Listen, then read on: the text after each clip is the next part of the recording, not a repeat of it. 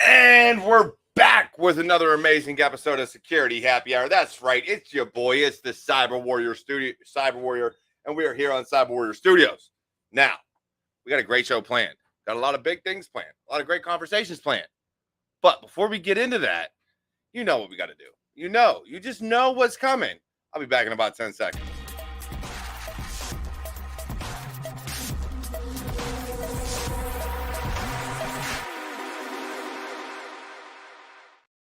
And we're back. And hold on.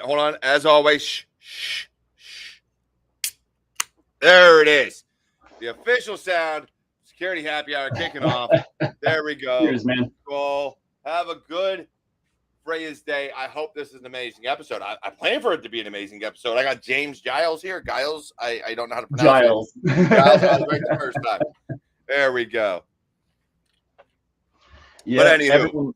It's better than Gillies. I had a friend growing up. Her last name was Giles. So. Really? There's a lot of warriors here in the chat. Thank you for joining us this evening. As always, super chats and everything, all that stuff is turned on. Feel free at your disposal if you would so choose. Otherwise, I'm here for y'all. We're just going to have a great conversation. So before we get into it, James, why don't you introduce yourself and let us know kind of what's bringing you into cybersecurity? Because I know you're there, but not there. You're kind of like in the middle. So yeah, it's a weird scenario that I'm in. So I've been technical my whole life. I started out, my dad introduced us to PCs back in the 90s. I was helping him put together his PC. He would play Doom on it and some of the classic like D&D, those old RPGs where you have to type. And so essentially I grew up hacking. I grew up being the IT guy of the family. I've done a little bit of coding because my dad was a software engineer for H&R Block. And then, pretty much I did everything from modding consoles to, taking apart PCs, figuring out ways to do things that you aren't supposed to do with tech. And so what ended up happening is I got into sales and I was working for Comcast, and I worked my way through T-Mobile, AT&T, every kind of tech sales job I could get my hands on because I enjoyed it. I could talk about Android phones and technology all day, day in and day out, help people out. Old customers would come to me and be like, "Hey, you did something awesome to my buddy's friend," and so I'd go through and set to the simple mode where it mimics like a flip phone. So I grew up, I got into that, and then I kept jumping jobs essentially. And so what ended up happening was I would jump from one job to another. I just couldn't enjoy it. And it was always technical work that I enjoyed the most. So eventually I got into IT, and luckily the company I'm working at now, they do both IT support and they do security. The big focus, the whole culture is around security. So that's kind of a bit of my background. I don't know. I'm bad at giving the personal background history. Yeah, I mean, it's one of those things. I'm bad at the structure. You come from the you know what I mean? You come from the same background I do, right? You grew up kind of in IT, and it's one of those things that's hard because I try to tell everybody they belong, but I can't always relate to everybody's stories because a lot of people are trying to transition later. And so for me, coming up fixing computers at 7, 8 years old, growing up on America Online and dealing with punters and chat rooms, and I grew up in it. I was always very, very vividly aware that if I hacked anything but my own stuff, that I could go to jail, and I didn't want to make a mistake and do something stupid and step. That was my issue. So I didn't want to become one of those recovering non-ethical hackers. Yeah, that was definitely my issue, is like, because because I understood the ethics and the laws behind it, as much as I Exactly. loved it, I didn't grow up in a community of, hey, let's bring down the man and let's be anarchists and let's be I hung the out in those non-ethical communities, but I hackers. never Listen, how I participated. grew up. Yeah. No, I hung out in those communities. I never participated. I like to I see would what have. they were I ain't gonna talking lie. about. I would have fell right in. I'd have been, let's I go full bore. The idea of DDoSing someone off of an Xbox just to punk them was very tempting, but I was like, no, I'm not going to have Microsoft sue me. I'd have done it. I'd have done it. I ain't even lie. I'd have done it. I If I'd have known wanted people, to do I'd have done it. stuff. All day. I'd have been full send. Let's go. Let's. Long term, my ass would not do well in jail. Oh, neither would Or mine. But that prison. didn't matter back then. I I was a would juvenile. be Screw some that. big I would have had guy's at it. teddy bear. But no, it's crazy because you can. The biggest thing right now is, we look at it and there's so many different avenues into cybersecurity. There's so many different ways in. One of the biggest things that a lot of us talk about is the foundations. And one of the best ways to learn the foundations is help desk. Because if you get that A plus, if you get that Sec plus or Net plus or whatever, that help desk gives you that foundational understanding of operating systems and servers. Right. So what would you say has been the biggest benefit for you working in a help desk in terms of trying to migrate and transition into cyber? Oh my gosh. So two things I would say. One, you're exposed to everything. I've helped people with Python issues. I've helped people with Active Directory, identity and access management, security threats, or phishing attempts or whatever, and having to train them on the proper procedure, how to report it. It's been good for exposure because I know a lot of people hate help desk, and personally, there's definitely a Doesn't lot of things everybody? I hate about help desk. But that's definitely the exposure to everything. You have to be able to handle a PC. You have to be able to handle the software within the PC, the OS, everything from the registry to gosh, I like there's so much I just can't list it all. Yeah, there's a lot there. And Amanda said it. The Amanda in the exposure is chat, beautiful. Yeah. she's talking about right now. She's going through the Google cybersecurity course, I heard and a lot good about that. yeah, it's been a fantastic course. Me and her kept up on her journey, what she's been learning, and it's very, a lot of foundational stuff that's being taught in that course. And so I think in that going through something like that, if you're not going to get into help desk or IT first, something like those very basic things that help you understand the concepts and the terminology are huge. They are some of the most important courses you will take. And that's why I don't talk down about Security Plus or GSEC or Google or anything like that, because they teach you those foundational basics that you need to understand prior to entering the industry. Right. And when it comes to, I know a lot of people talk about, should I get the A plus or the network plus? I would say if you're young and you're in high school or something, sure, get the A plus.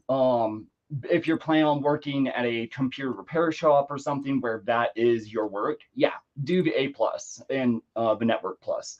But when it comes down to it, you learn those. You don't have to necessarily get the certification because a lot of companies don't care. There a lot of companies are like, oh, well, you need to know this, but like they'll look for more experience a lot of the time. If you have no experience, it can be good to get, definitely.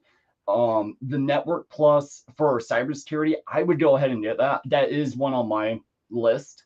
But I personally, I'm a prime example, and I've only talked to friends about how I got into IT. But like I'm a prime example of if I can do it, anybody can. And it's all about skill, it's all about knowledge. And the reason I say that is because I mean it's different now because I have it, but back in the day when I first got into IT, had moved back to Salt Lake, where I live here in Utah. And then I was working Smith's. I was doing electric before I moved back. And at Smith's at night, I was doing freight crew. So I was just, stocking shelves, taking stuff off trucks. But while I was working, I was listening to everything, any podcasts, any Sec Plus, Network Plus, A Plus information that I could get my hands on. I have a treasure trove of YouTube and books and audiobooks and whatnot that I've developed over the years. But at the time when I applied, I was hired purely for knowledge and the willingness to learn. Yeah. And the reason why is because I didn't even have my GED at the time. Right. So if I was able to get in and then get my GED later on, but get in and get into IT and get exposure to cybersecurity, work with doctors, work with other corporations and whatnot, where you're dealing with administrators, programmers, HR staff, you're dealing with everybody under help desk. You get that exposure. I was able to do that with no GED. It just says something. Still definitely in knowledge. Play with everything. Have that interest to figure out how to get something to do what's not supposed to do or what they didn't know it could.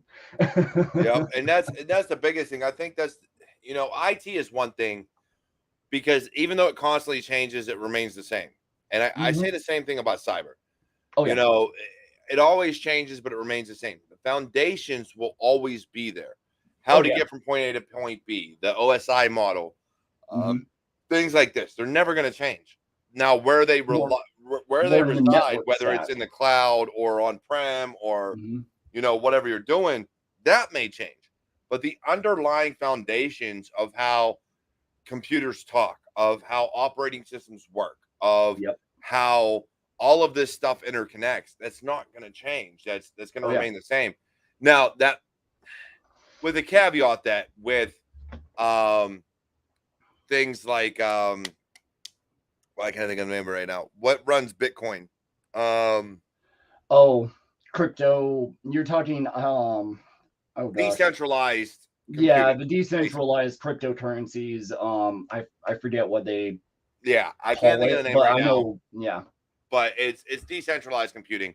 With things like that, yes, that will change the game. Oh, yeah. Once that becomes the norm, because then it's not point A to point B.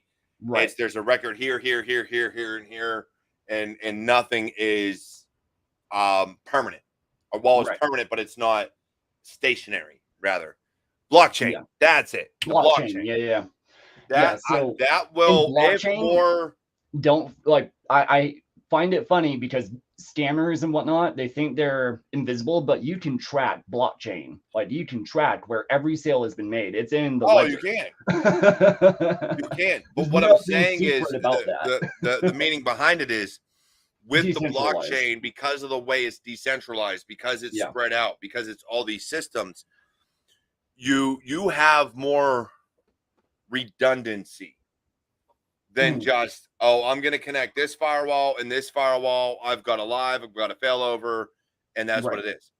I think once the blockchain comes more into fruition and starts running more decentralized computing, as we are seeing now come about, that'll be a game changer. If that actually comes into full scale computing, blockchain will be a game changer. I don't know if it's going to happen, but I foresee certain things triggering it to happen.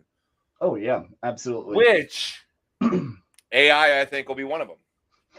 AI is that's an interesting topic, to say the least. There's a lot of confusion when it comes to AI, and a lot of expectations that are going to be really interesting to see where that goes. Well, there's a lot of good and bad with AI. I look at AI. Yeah. I don't. Do you want to talk about the bad first? Yeah, let's talk about the bad. Let's go. All right. You sat down and talked to a lot of people recently. Me and you discussed this. So what are the negatives to AI? Okay, so when it comes to the negatives, there's the most commonly known things. For example, there's a company called Faceception. Anyone who wants to look that up, go ahead. They are actually selling their services to police forces or government agencies in order to look at your face, figure out if you're rated as potentially becoming violent or a positive individual or about to do something based on your facial features. And they're making it so that police forces and whatnot can intervene before you ever commit a crime. So you're talking a full blown What's that Tom Cruise movie? Because with an M. Oh my gosh, I can't remember. I haven't seen I'm it. thinking of the same movie. I know what you're talking about, but they had people that can see the future. Oh my gosh, I can't remember for the life of me. But it is the same idea. Now, I'm assuming because you haven't committed a crime. Minority Report. Cody got it. Minority Report. Yes. Yeah. So that is a literal tool that has been made that is being sold to, I know 2 governments have already picked it up. There's probably more. And that is terrifying. Now, China does the same thing for facial recognition and whatnot when it comes to your reputation. Social credit score. Yeah. Social credit score. So with that, there's people who can't even hop on the train because their social credit score is considered dangerous. So it's like things like that are terrifying. Now, to an extent, like I also see where people are going, oh, this is good because it'll prevent like, shoplifting or, whatever. Like it'll be able to centralize information, but that's bad because it destroys your privacy. Yeah. And it's a terrifying concept. Well, but they're looking at that even here in the US if you look at a lot of what they're doing. Yep. If you look at the way AI and you look at the way social media, what's going on about that wallet? How you doing, brother? Good to see you here. Look, hey, which by the way, caveat, timeout. If you are into working with making your money work for you, go listen to about that wallet podcast. That's a good one, yeah. Homie's got a good bit of information out there, so make sure you tap in on that one. But I think in general, the way that all of the world economy, the world countries and things like that, when it comes to AI, social credit scores, social media, all this stuff, I think it's going to come to a point where we're all screwed. Yeah. Every last one of us, because of AI, because of social media, because of the social credit scores. China was the start of it. Yep. But other countries are now seeing what they can do with it, and not yet, but working towards implementing the same thing. Well, and they have also, I know some states like Utah, for example, they've got your ID as a digital ID you can have on your phone.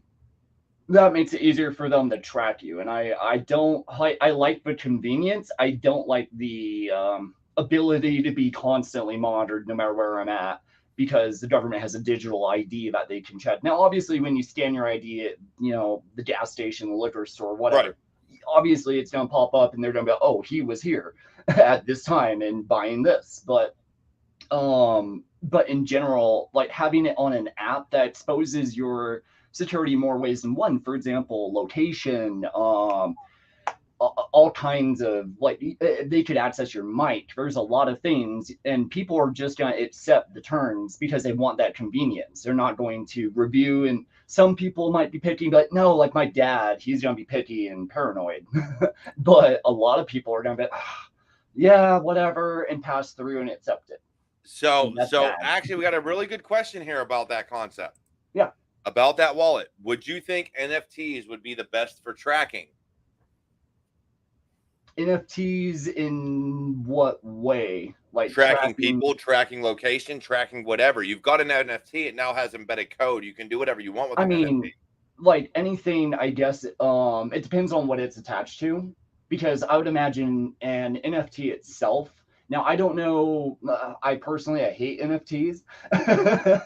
It's digital art. I could take a screenshot or download it. Art, but like, I see the good side, but I also see where it has been blown out of proportion, and so I just haven't bothered with it at all.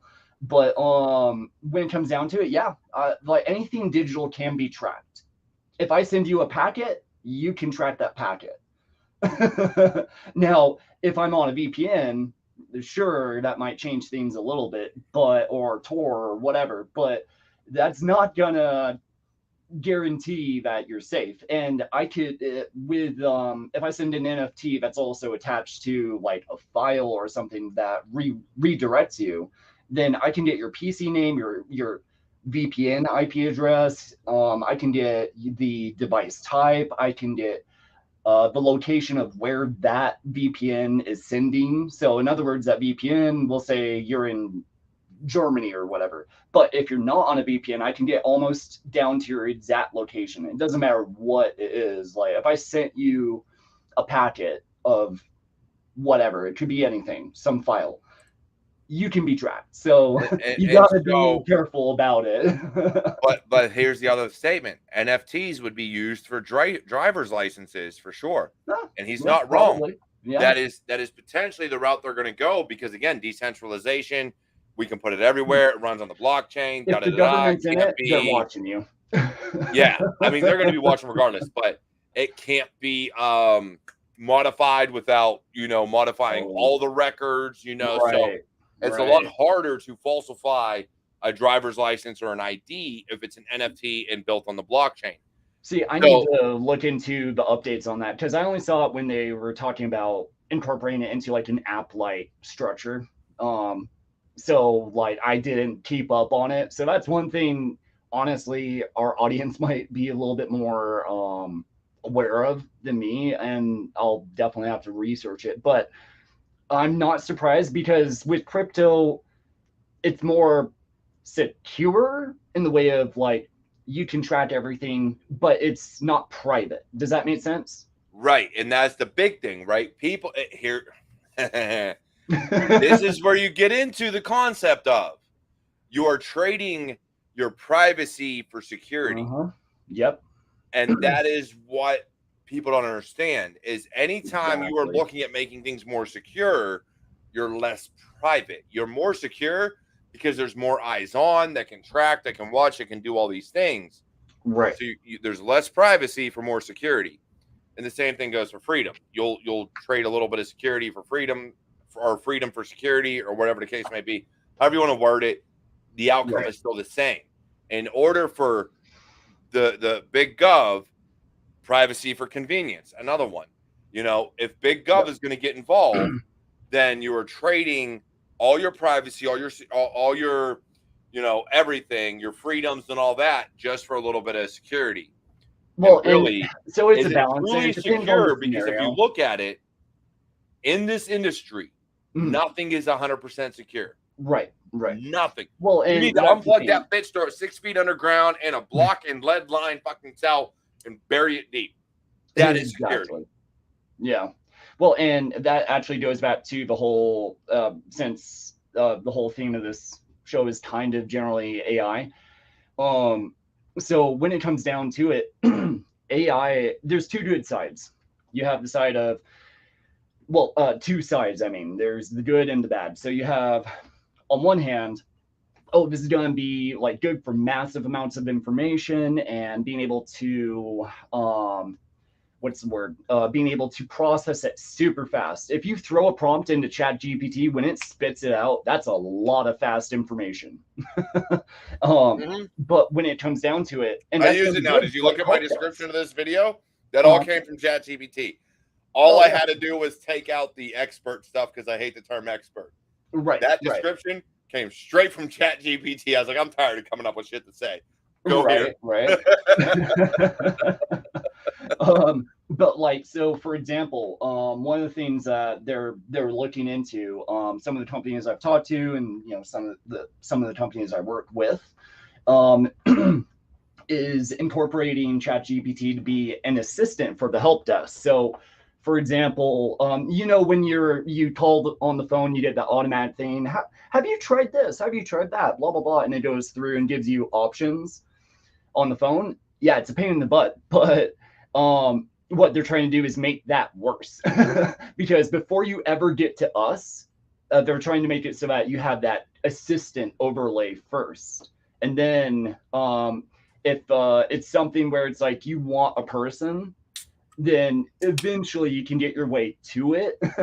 But even that person alone is going to be typing away going, how do I like unlock an Active Directory account and whatever? Yeah. And then it's going to spit it out. So the good thing is like SharePoint, we're not going to have to go on to SharePoint and manually search through everything and, you know, practice our Googling skills. But when it comes down to it, or whatever their information base is, but because we'll just type Active Directory, whatever, and it'll spit it out with an exact solid step of like X, Y, and Z. This is what you need to do.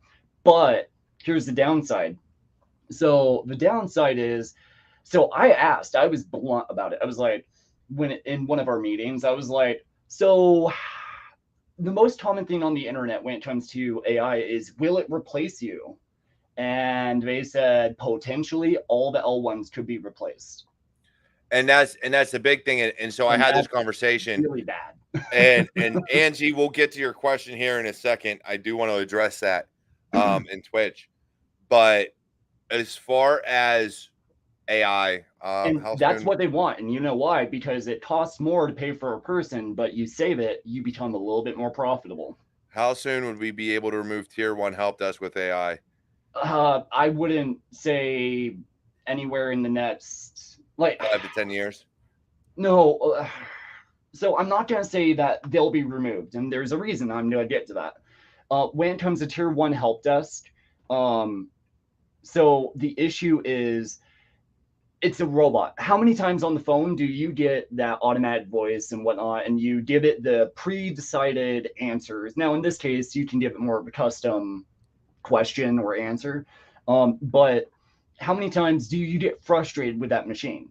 They want to have a human behind it who can back it up. So in some cases, that would be like an L2 or an L3 who's like more skilled with it, but they pay him more, but pay the L1s less because they have they have less L1s, I guess.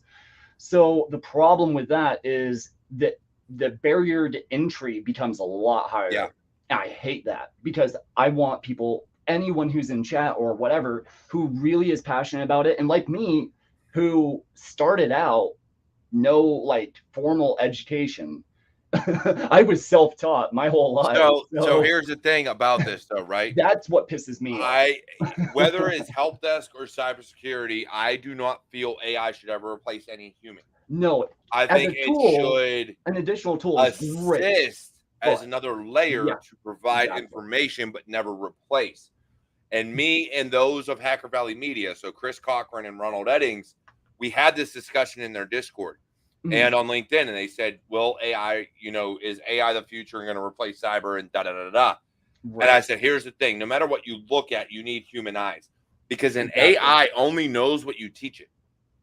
Yeah. So if the AI only knows from the person that programmed it what to do, what to learn, and what to do, and go on from there, and it's a circle. And there's another comment here from Infinite AI that we're going to touch on, or actually Griffin Infosec. If it only learns based on what you tell it and you give it bad information, then it gives bad results, right? Right. So it takes a human eye.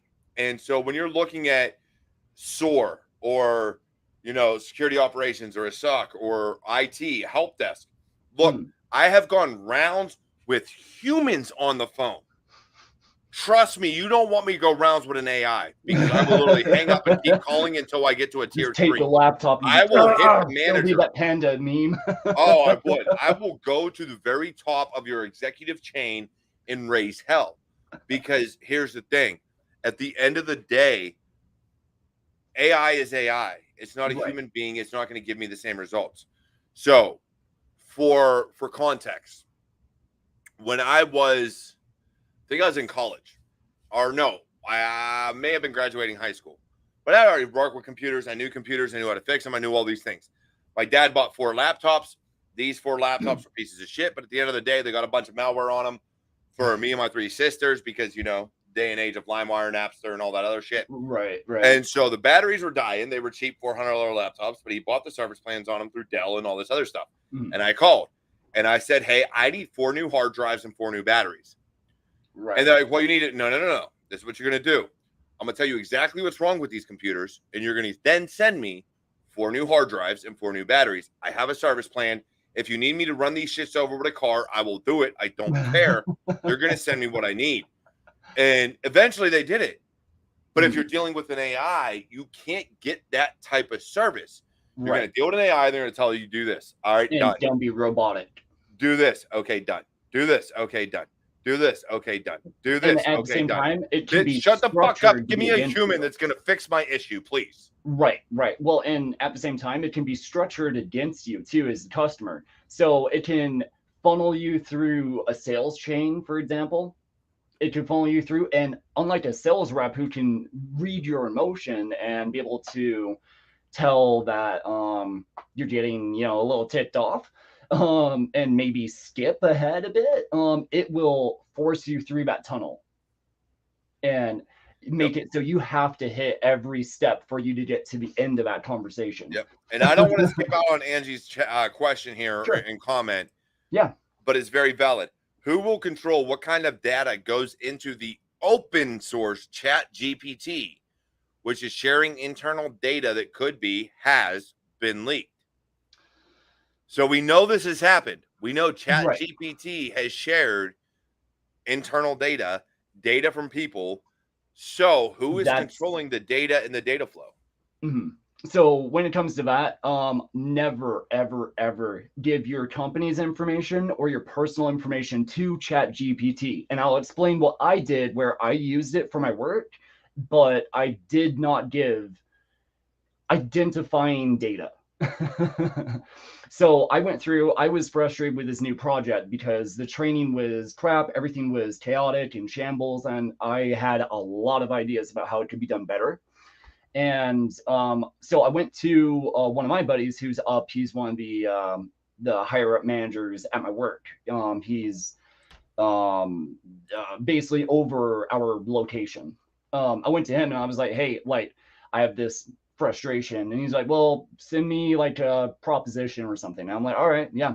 But I was like, the next day, I hadn't sent it yet. And the next day I got so frustrated. I was just pissed. I was ready to quit that day because of how bad the training was for the new hires and what. It's a new project and there's, growing pains. But in this case, it was just a lack of good trainers or knowing how to train or people who actually knew what was going on.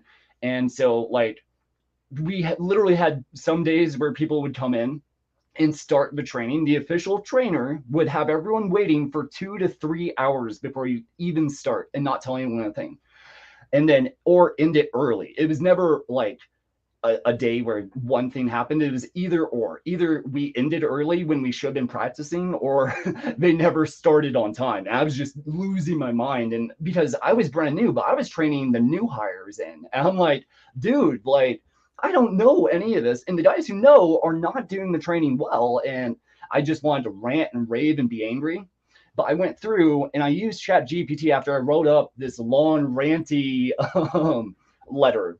And I used Chat GPT and I was like, okay, I need to send this out professionally. I need to send this in a way that won't have the emotions I'm feeling right now. How can I do this? So I made sure to remove any identifiable data, project names, anything like that, anything related to a tool, because you don't want some sort of context that someone can take, because ChatGPT can spew that information out. Your private information, the company's information, whatever you give it is in its records. So there's got to be a way to fish it out.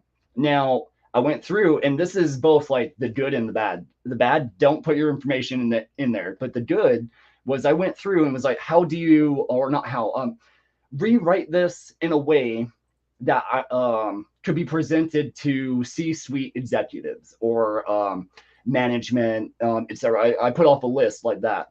Rewrite this and, I put like autocorrect and whatever else, and went through and rewrote the entire thing, got rid of the emotion. There was no more anger and frustration, no more like me getting pissed off at the computer, just angrily typing away. And it wrote it in a way that was awesome. Like it was still my words, but it was in a reorganized and rephrased kind of sentence. Does that make Yeah. sense? Yeah. And then I added, paragraphs to it and whatnot. And it requires human editing. You want to go through and double check the information, because you don't want to copy whatever chat GPT throws at you and then send it to your manager, for example. And then I Yeah. did that. I put everything together. It was all my words, but it was reshaped. Does that make sense? Yeah, and that's the thing. It's going And through then because here's the Chat crazy GPT thing. is going to give you its own tone of voice, its own Oh yeah, context. yeah, So yeah. if it's something you're trying to deliver professionally and something you're Right. trying to deliver to convey Emails a are certain great. message, Mm-hmm. you have to go through and reword it. Yes. And if you don't do that, Otherwise, it's not your information. It's not your work at that point. If correct. you don't edit. And so guess what? I sent it. And I didn't think it was going to go past my manager friend. I was like, I'm going to rant and rave and get it out of my system, never hear a thing about it. I sent it to him, and then I hit him up a few hours later at the end of my shift, and I was like, hey, so about that message I sent you with the proposal for the change in training, like any word on it or just forget it? And he was like, oh, no, I sent it to upper management. I sent it to the stakeholders and their managers, basically everyone involved with this new project. And he was like, yeah, it was beautiful. Like, great information. You had good ideas. And I was like, thank you, Chat GPT. You just gave me an audience with like the stakeholders and upper management. All right. And then the next week, the changes were implemented. Most of them, not all of them, but But I again, couldn't this believe it. comes down to there's good and bad to everything, right? And I said this when I made the post today, and even within the stream. When you look at any technical innovation, it comes with a good heart, usually. Right. Usually, a good heart, good ideas in mind, it can improve all these things. But then you have those people that are going to take something good and turn it to a negative. They're going to Yes. use it as a weapon. They're going to use it to their advantage. And so we are seeing that now with AI. We are seeing that with videos that people are buying into. They believe they're legit, they're real. It's all these things, but it is a fake AI video. Somebody threw a face on it and said, oh, yeah, this is real. This is this person saying it. This happened. And Did it's you not hear real. about the Twitter post? The one that tanked the stock market for a day or something? Yeah. Yeah, they posted that the White House had been hit or something like that. And then like you suddenly see people pulling out their stock and whatnot. And I was like, whoa, what? Like it looked real. Like, but I couldn't believe that the stock market actually crashed. And that's just human emotion. Like if you fish somebody well, and with AI now, fishing's easy. But here, I'm gonna say this, and for educational purposes only. If you type into Chat GPT that you want to fish someone, it'll tell you no. If Yep. you tell it to write me a really good marketing email for this purpose, it will do that. Just an FYI. Just saying. Yep. Just throwing it out there. There are ways around everything. Again, this comes down to malicious intent and legitimacy. Marketing people could use it for real, but then you have those that, and this is where, again, the bad comes in.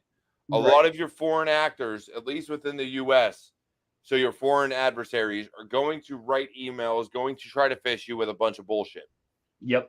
It used to be 100%. they had to use a translator that would make it broken English, and it never made sense, and you could always pinpoint it. Now all they have to do is go to Chat GPT and say, hey, write me an email that says this. Bet, got you, homie. No problem. And you get it, and you copy and paste it into an email, and now it bypasses every spam filter and every issue out there. And you have to look through and actually dig deeper than the words. Well, and the problem, though, is they still do have a few steps. Like if they live out in Nigeria or India or something, and they send a message and like they edit it at all, or like they, word it in a weird way, like you'll notice the weird phrasing, or why is he talking about Toyota, like whatever. But like, if they actually understand enough English to get their point across, and to give it a prompt that it understands correctly, then yeah, like phishing will unfortunately, and to phrase this is for training purposes and information's sake. I'm not condoning any of this, neither is Cyber Warrior, but when it comes to phishing and whatnot, they put protections in, but the problem is those protections have been bypassed. Like I know. I get emails every day that pass Google, one of the biggest fucking email places in the world, and yet they pass all the rest of their spam filters. Yep. And I'm like, look, homie, I don't want to see this shit. Why is it here? It's spam. Please get rid of it. Yep. Yeah.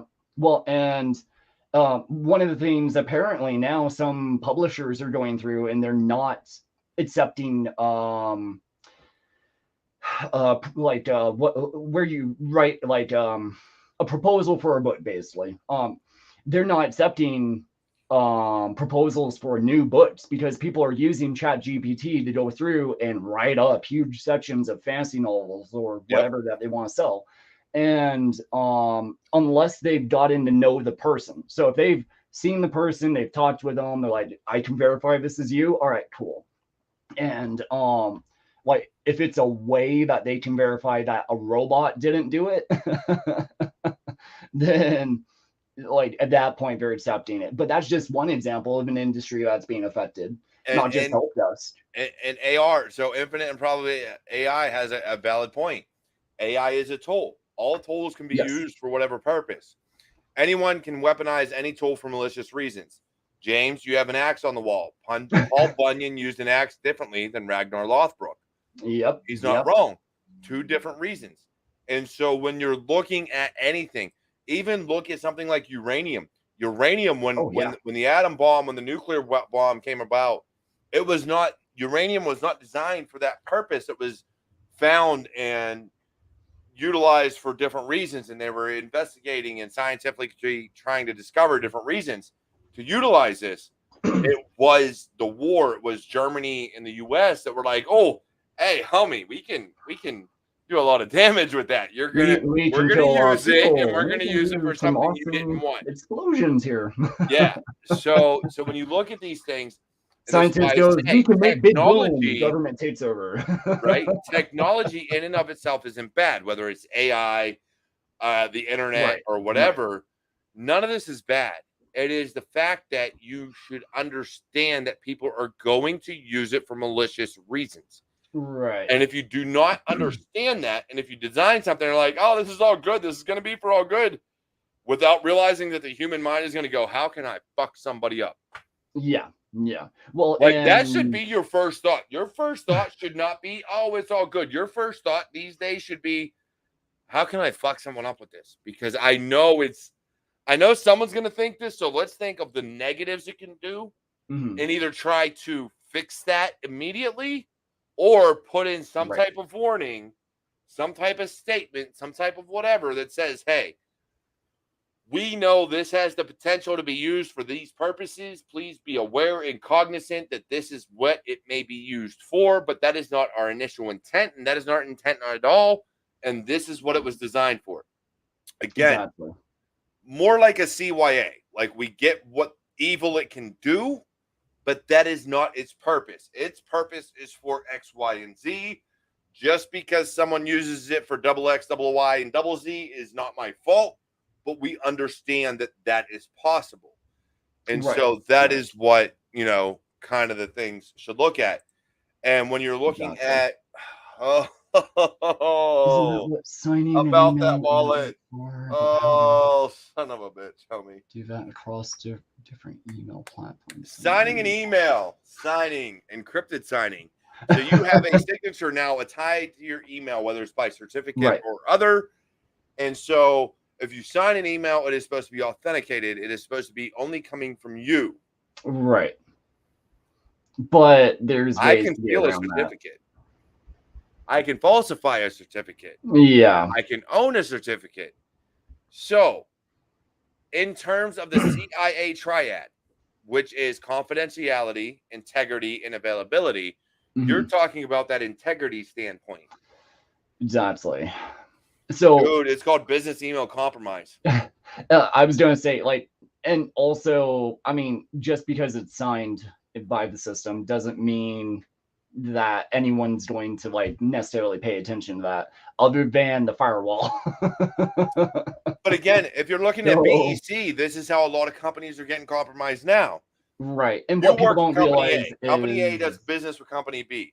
What I do is I infiltrate company B. I take an email address that you have interacted with before, maybe piggyback off an email, and I now send that to you. And I say, hey, you owe us money. Please review this invoice. You owe us money for X, Y, and Z. You're like, what the hell? I'm going to read this invoice. This is bullshit. You read that invoice, and now all of a sudden your whole system's compromised. I now own you because I own someone's email. And half the time you don't even know you got hacked. No, because here's the thing. We were discussing it today at work is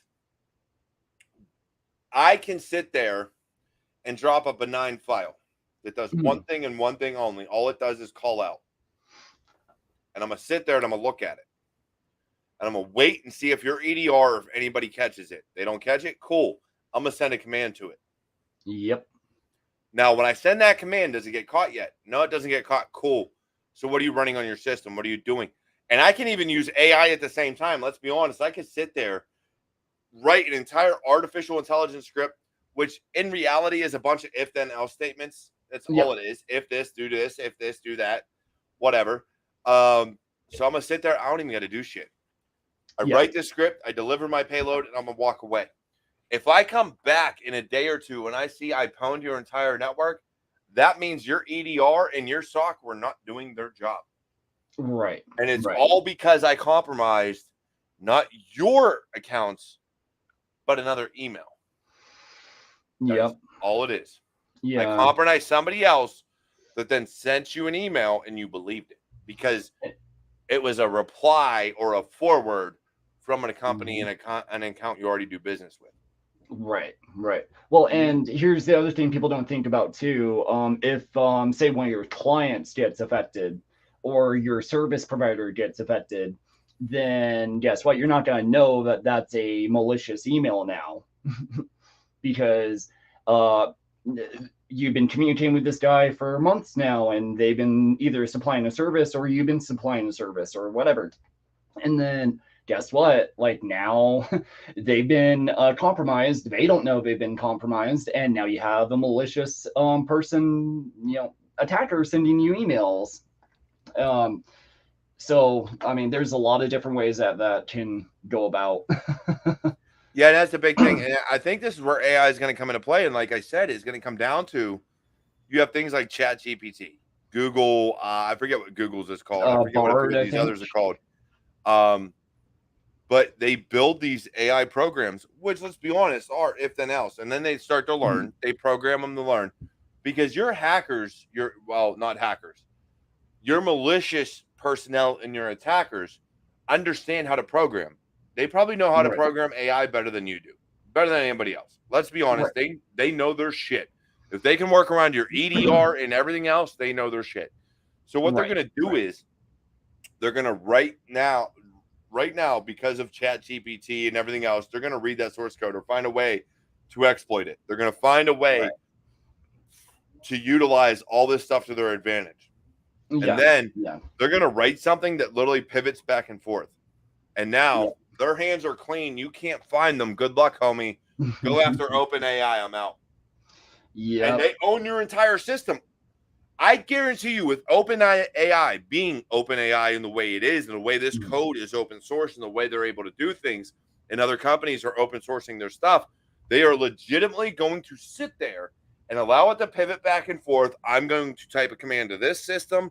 It's going to go here. It's all through VPN or some other, anonymizer. Proxies, and be like, yo, I'm out, homie. Go ahead. Good luck finding me. It didn't come from me. The commands never came from me. It came from them. The same as piggybacking off of your neighbor's Wi-Fi. Guess what? I didn't download that. That was them. You can't blame me. The only, well, and that's true, but the only thing about it is intense. Like proximity is like, the difference is proximity between me and ChatGPT is miles, thousands miles. Whereas my neighbor, it's like, well, it's probably somebody better, so we're gonna come knocking on everybody's door. So like, just because you're on someone else's Wi-Fi doesn't mean you're safe. Like, It doesn't, but if they're not paying attention, it does. yeah. Because you got to consider, if somebody has enabled you to get into their personal Wi-Fi, enabled it, meaning they're not watching, they literally probably have the default creds, there's nothing else there, then how are they going to know it was you? Oh yeah. Well, but now if somebody came after you, or a lot of the people, a lot of the warriors in chat, or me, or somebody like that, I'm going to have logs, I'm going to have notification, I'm going to sit there, and literally all of my passwords have been changed to where, unless I gave you a password, you're not getting in, which means I'm going to know everyone on my network, and I'm like, you're going to go look at this homie's computer. Right. Well, they would go look at your neighbor's computer, but the problem is they would know that the MAC address doesn't match. Right. So now are we gonna come, I need to search your house for your computer? No, but they're gonna, at the very least, you would get away with it, but the neighbor would not get in trouble. So I mean, at the very least, at least they don't get in trouble, but they would have a bit of some explaining to do about the scenario. yeah. And again, it comes down to how it's looked at.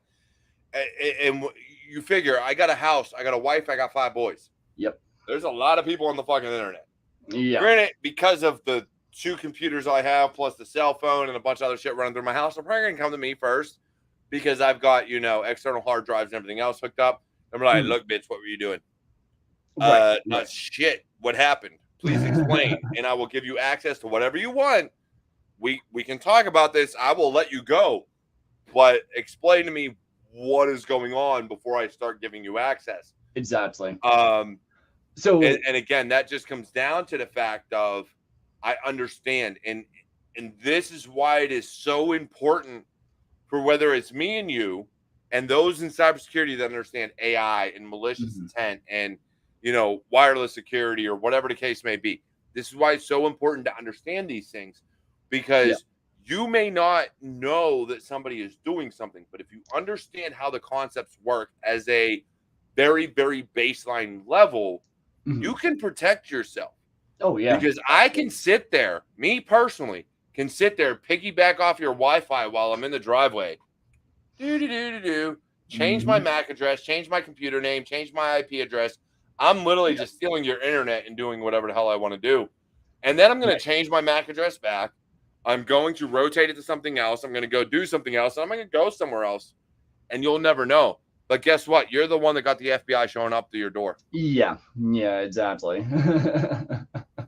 So it's not hard. It's not a difficult concept. No, it's not. There's ways. But you have to be able, and this is why I get frustrated with the younger generation. Well, not my kids, because I teach them, but the newer generations that are like, oh, privacy don't matter, or I don't care about Wi-Fi, or I could do whatever I want, and all this other stuff. Look, AI is going to fuck your day up. AI, hands down, is going to mess your day up. It is going to ruin you. There is some good. So when it comes down to it, nowadays, unfortunately, because all companies are trying to grow and innovate with AI, because they're trying to incorporate it in one way or another. Oh, yeah. Look at all your EDR vendors. We have AI and ML. No, you don't. You have behavioral analytics. Shut the fuck up. Right. But the good thing is, if you can interact or you can program or, be able to manipulate AI at a high level, that will make you more valuable. And it will also, nowadays, unfortunately, the sad thing about going back to the whole help desk L1s being replaced thing, which honestly, that pissed me off when I heard that. But that being said, with that kind of scenario, you're going to make yourself more valuable by becoming an AI subject matter expert, an SME. If you can do that, and you are the guy that they go to because they're like, hey, like something weird happened, like, the new guy comes in and something happens and you can help them, then you're way more valuable. Or if you can manipulate it in a way that's advanced, then that will make you more valuable to the company because you're able to use this tool very efficiently, effectively. So Right. like definitely my recommendation to anyone getting in, I don't think L1s and L2s are going to like become obsolete, because one during that conversation that we had, when I was having that conversation with the guys like talking about these future plans, there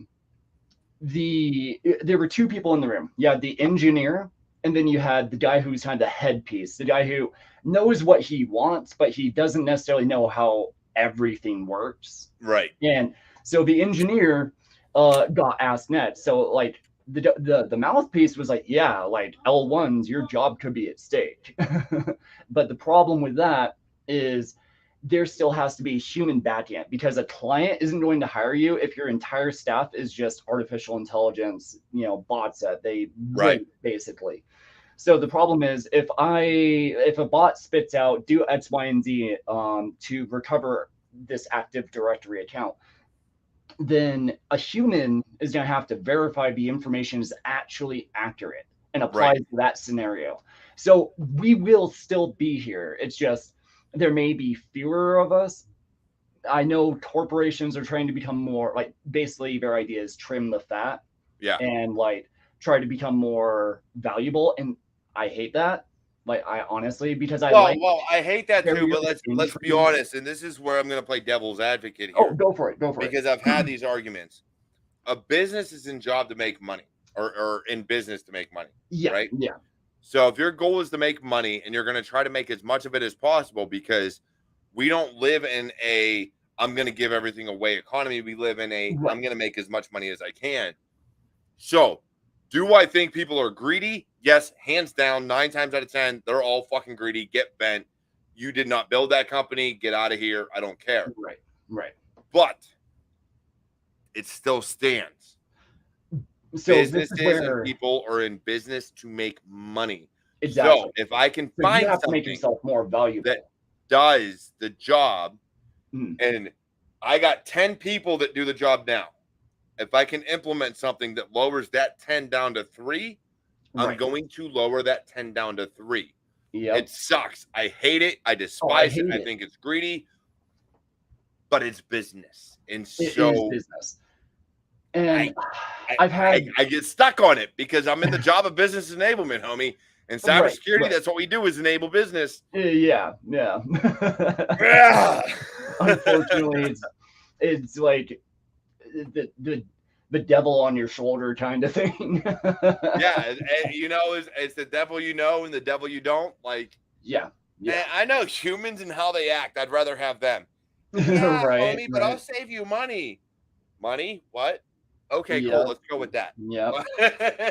Well, and so going back to L1s or people entering the industry, my recommendation, even if it's something you don't want to touch, get familiar with it. Yes.